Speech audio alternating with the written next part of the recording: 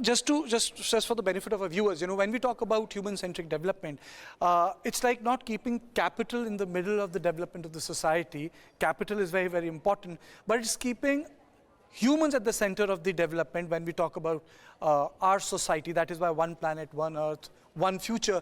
And if you read foreign publication, Indian publications, I think I have seen it in my own life that something which used to be relegated to the back pages when I was a sub-editor is now the front page, and that is global change.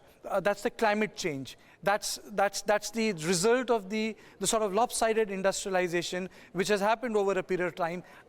Man and woman induced change, and I think that is something very important. But I would like to go back to the issue of Jan Bhagidari, because when our foreign minister wrote the edit and gave number of interviews, he has connected Jan Bhagidari with a lot of economic activity.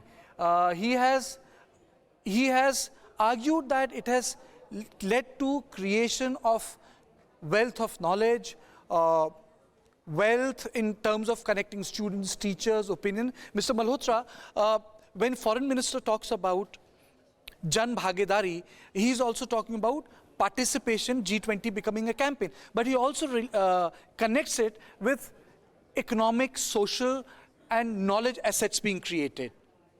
Well, exactly. When the hoardings and the posters about the G20 had started appearing about a year ago, somebody from the metro city approached me and said, yeah, we have heard about 2G, 4G and 5G. What is this G20 about? And why G पहले क्यों लगाया, बाद में क्यों नहीं? उसमें 5G में G बाद में आता है, and now here, G20.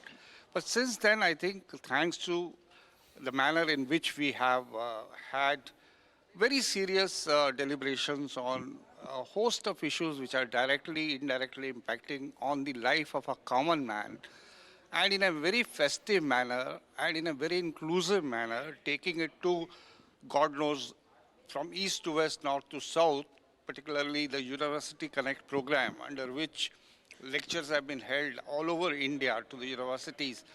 And the last, when I went to one of the universities, I found students quite knowledgeable about what is happening around. And they have begun to understand that this is just not an annual mela where all will come, eat, dine, wine, and go back and forget about it. There is now an awareness that there are very serious issues which are being debated upon, and this is a continuous process. This is a work in process. There is also a realization that it's not that on 10th of September, the G20 meeting will be over, and the results will start pouring in from the 15th of September, or maybe within 2-3 months. They understand that issues, are uniting the world, and at the same time, they are also dividing the world. And there is also, which is unfortunate, that the agenda is being hijacked by the geopolitical issues.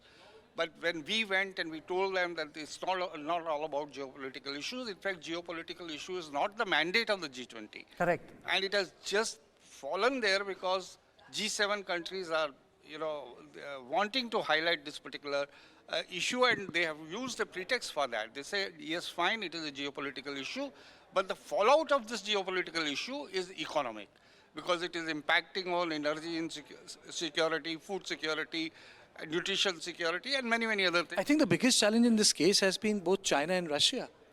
Yes, because Russia and the West are at conflict. And China is the most, the closest partner of Russia at this point of time. And therefore, it is quite obvious. There is an anti-China sentiment building up in the West also. So this marriage of convenience, has strengthened over a period of time, particularly after the COVID and the Russia-Ukraine conflict. So two of them are really hand in glove, and they want to defend each other's positions.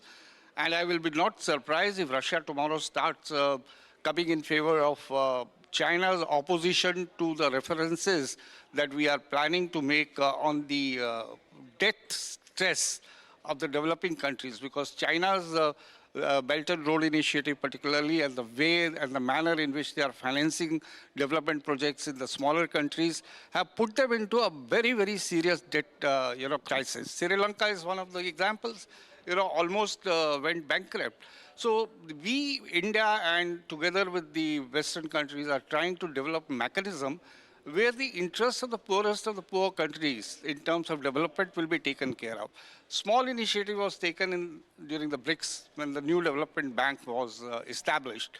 And later on also we are looking at the possibility of India and Japan joining and undertaking some projects in the third countries.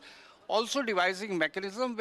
Our own development cooperation and assistance program is very benign. We always give the partner country a choice to pick up a project and then say, okay, yes, we can do it or we cannot do